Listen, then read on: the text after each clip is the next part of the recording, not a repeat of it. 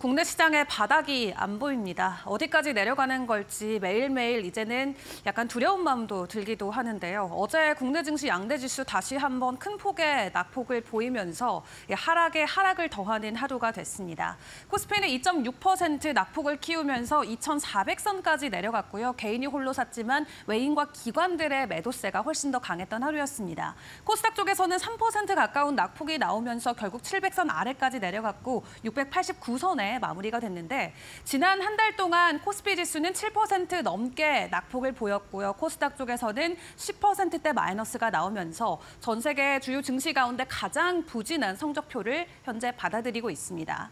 그런 가운데 외국인들이 지난 일주일 동안 코스피 안에서만 1조 원 넘게 매도를 했고 삼성전자는 이제 정말 4만 전자를 코앞에 두고 있는 상황까지 오게 됐는데 8월 이후로 외인들이 삼성전자를 17조 원 넘게 매도해 나가면서 전반적으로 국내 증시의 부진이 굉장히 강하게 나오고 있는 상황이고요. 결국 삼성전자의 시가총액은 이제 TSMC의 4분의 1 수준까지 내려오면서 상당히 부진한 위치에 놓이게 됐습니다.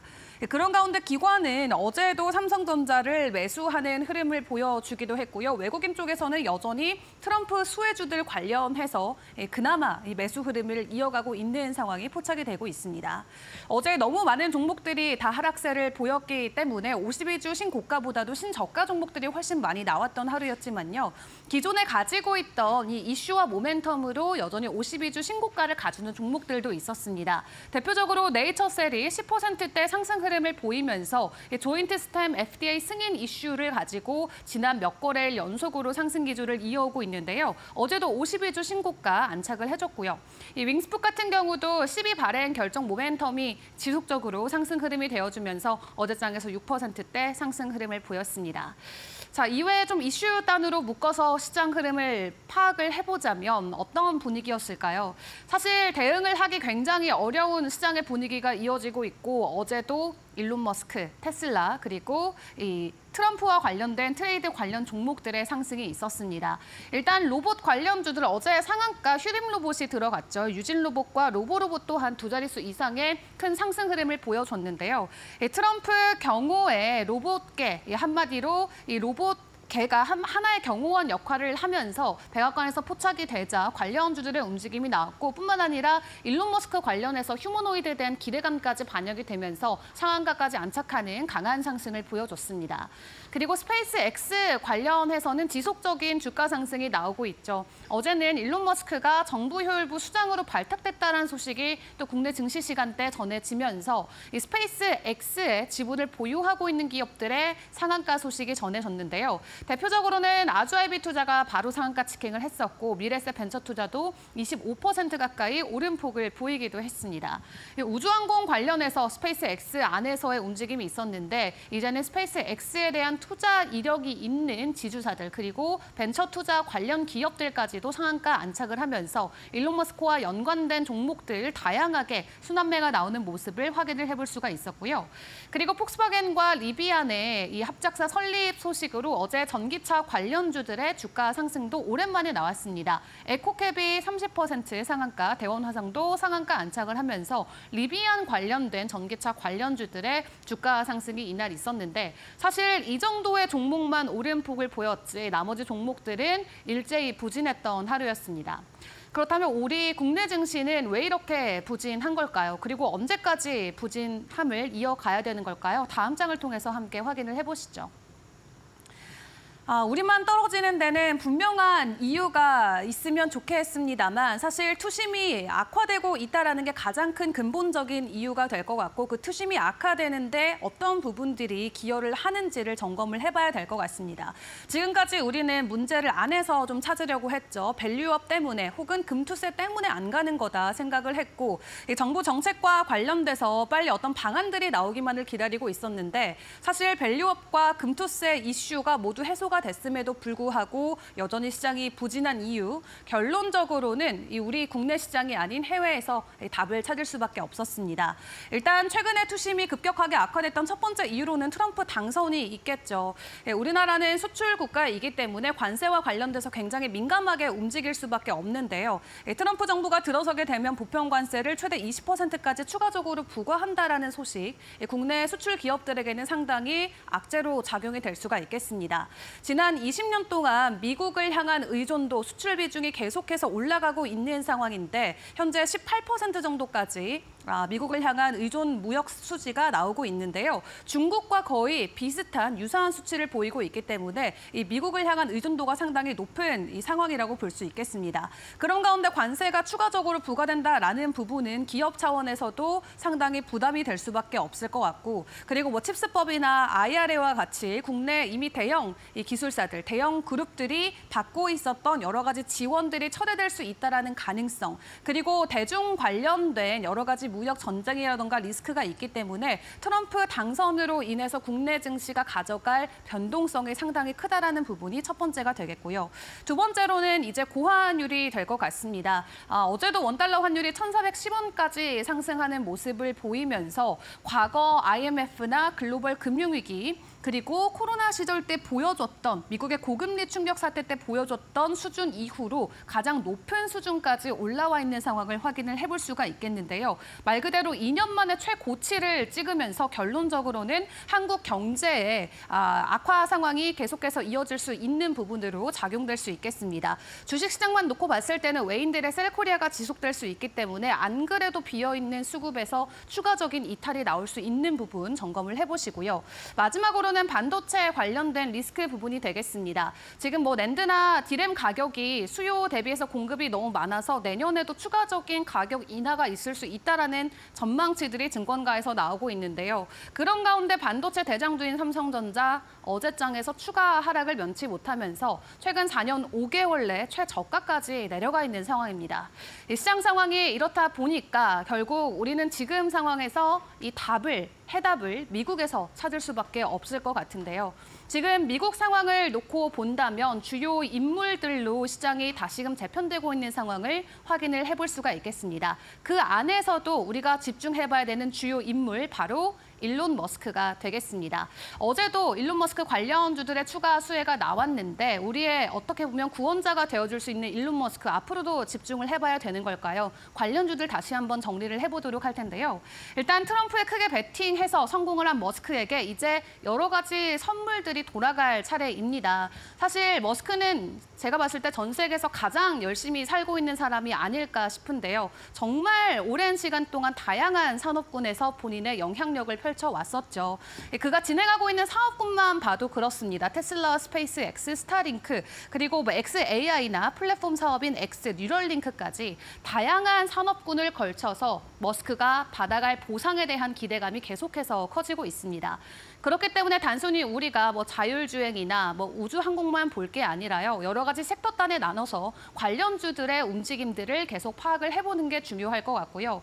어제 말씀드렸던 것처럼 이제 차기 행정부의 수장 타이틀까지 달게 된 만큼 미국 안에서는 더 주요의 인물이 될 수밖에 없습니다. 그렇기 때문에 앞으로의 변동성, 일론 머스크와 관련돼서 우리가 어떤 전략들을 세워가야 될지를 같이 꼼꼼하게 챙겨보시는 게 중요할 것 같고요. 다만 해당 소식으로 인해서 미국 언론에서는 부정적인 시각들도 나오고는 있습니다. 일론 머스크가 이렇게 테슬라와 같은 주력 사업에 집중하지 않고 다른 쪽으로 계속 시선을 돌리는 게 결론적으로 테슬라 주가에는 부정적인 영향을 줄 수 있다는 게 그 이유고요. 다만 일론 머스크는 국내에서 테슬라 이외의 모멘텀도 너무 많기 때문에 관련해서 다른 산업의 여러 종목들도 같이 점검을 해보시는 게 좋겠습니다. 자, 마지막으로 오늘 국내 일정들, 주요 일정들 점검을 해보도록 할 텐데 오늘은 이제 수능일입니다. 때문에 국내 증시가 늦게 개장을 하게 되는데 개장 때까지도 이데일리 TV와 여러분들 잘 점검을 해보시길 바라겠고요. 그리고 저희 간밤에 CPI 미국 쪽에서 확인하고 왔습니다. 시장 예상치에 부합하는 수치가 나오면서 미국 증시에서는 큰 반응을 보여주진 않았고요. 다만 오늘 생산자 물가지수와 고용 쪽의 데이터 새벽에 나오는 만큼 해당 데이터까지 잘 점검을 하시면서 오늘 국내 증시의 전략도 세워보시길 바라겠습니다. 지금까지 국내 증시 함께 점검해봤습니다. 네, 한국 증시 개장까지 이제 약 3시간 정도 남겨두고 있습니다. 오늘 시장도 참 불안하고 또 걱정부터 앞섭니다. 오늘도 외국인들의 자금이 빠져나가지 않을까 하는 생각도 드는데요. 달러에 대한 원화의 환율 더 주의를 해보셔야 될 것 같습니다. 달러 인덱스가 다시 한번 간밤에 최고치를 경신했기 때문입니다. 106선을 넘어선 상황인데요. 증시 상황 좀 점검을 해보고 가도록 하겠습니다. 간밤 증시는 보합권에서 거래를 마감을 했습니다. 뚜렷한 방향성을 보여줬다라기보다는 거의 관망 기조가 유지됐다라고 보시면 될 것 같고요. 다우존스 지수 같은 경우에는 강보합권, S&P 500도 강보합권, 나스닥은 소폭 하락하면서 거래를 마감을 했습니다.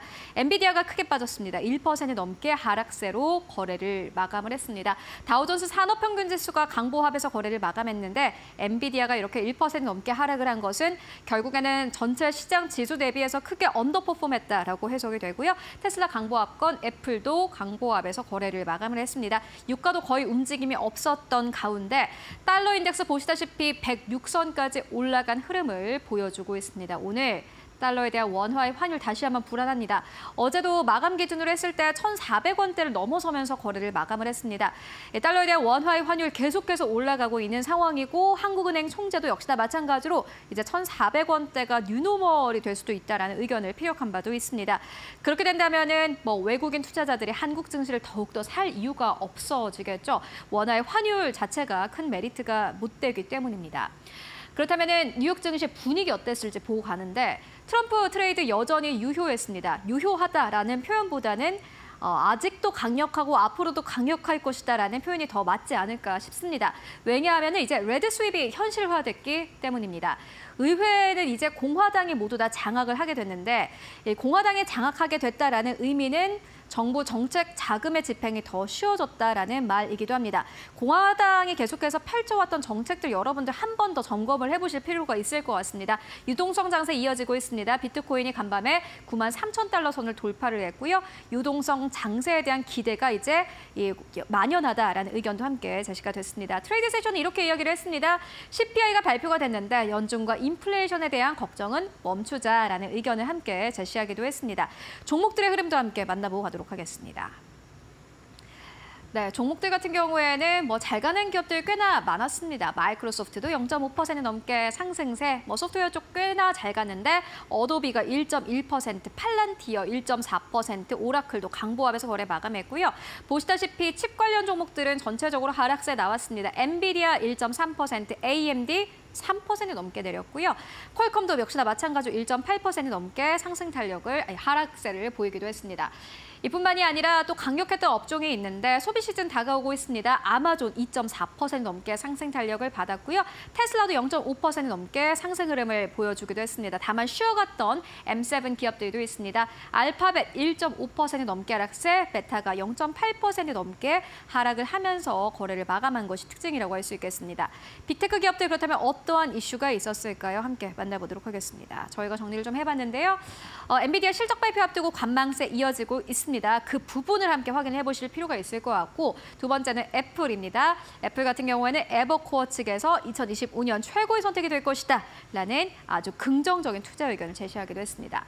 아마존 같은 경우에는 개별적인 이슈가 있었습니다만 결국에는 블랙 프라이데이 소비 시즌에 대한 기대감이 강력하게 나오기도 했고요. 이에 따라서 또 월가에서는 투자 의견이 변한 기업들도 있습니다. 이어서 만나보도록 하겠습니다. 네, 먼저 스타벅스인데 스타벅스 같은 경우에는 투자 의견이 하향되기도 했습니다. 매도 쪽으로 투자 의견 하향이 나왔는데요. 백투 스타벅스 계획이 여전히 어려움이 있을 것이다 라는 전망이 나왔고요. 넷플릭스는 다만 긍정적인 투자 의견이 제시가 됐습니다. 여러분들 어제 외국인과 기관의 수급이 미디어 쪽으로 들어갔다라는 사실 아시고 계십니까?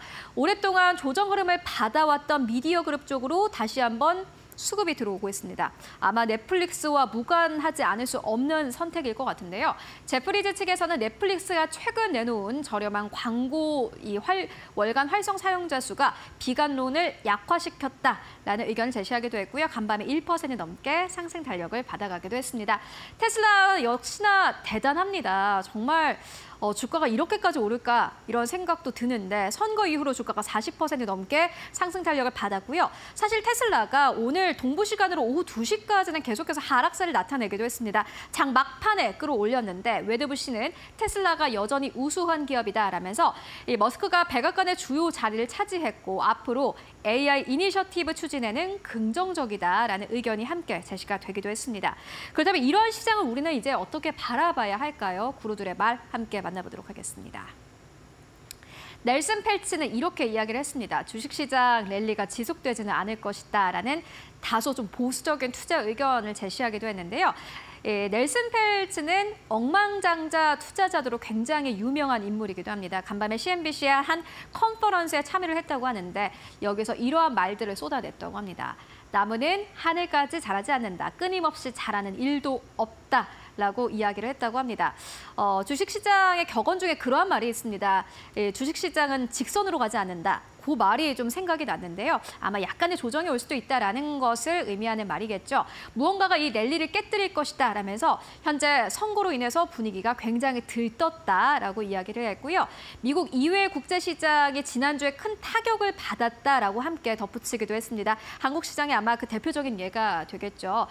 다만 미국은 여전히 1등이고 세계 1위다라는 부분에 대해서는 의심을 표현하지 않았습니다. 다만 미국도 여전히 해결해야 할 문제가 있는데 그것이 이 랠리를 깨뜨릴 것이다. 라는 의견을 함께 제시하기도 했습니다. 과연 이 랠리를 깨뜨릴 무언가가 나타날지 여러분들 함께 확인을 해보실 필요가 있을 것 같고요. 네, 이어서 다음 이슈 만나보도록 하겠습니다. 연준 인사의 발언도 이어지고 있습니다. 달라스 연준 총재는 이렇게 이야기를 했습니다. 정책의 신중함이 필요하다라는 의견을 피력하기도 했는데요. 인플레이션은 낮아지고 있고 노동시장도 완화적이다라면서 현재 경제 상황 자체에 대해서는 긍정적인 평가를 하기도 했습니다. 다만 연준 정책 결정 과정에 있어서 고려해야 할 요소는 있고 연준 목표치 2%를 초과할 가능성도 있다라고 라고 이야기를 했다고 합니다. 다만 금리 인하의 속도나 횟수를 말하기에는 확신이 없다라는 이야기를 함께 남기기도 했는데요. 간밤에 나온 CPI 지표를 두고 일각에서는 그러한 이야기를 합니다.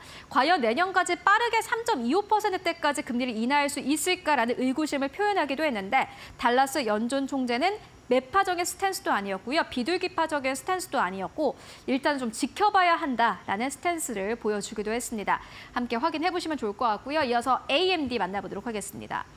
오늘도 사실 한국 증시에서 반도체 쪽으로 약간 좀 부정적인 이슈가 있습니다. 물론 오늘 기술적인 반등도 나올 수 있겠습니다만은 전체적인 그림을 봤을 때, 흐름을 봤을 때는 여전히 부정적인 이슈가 만연한 상황인데요.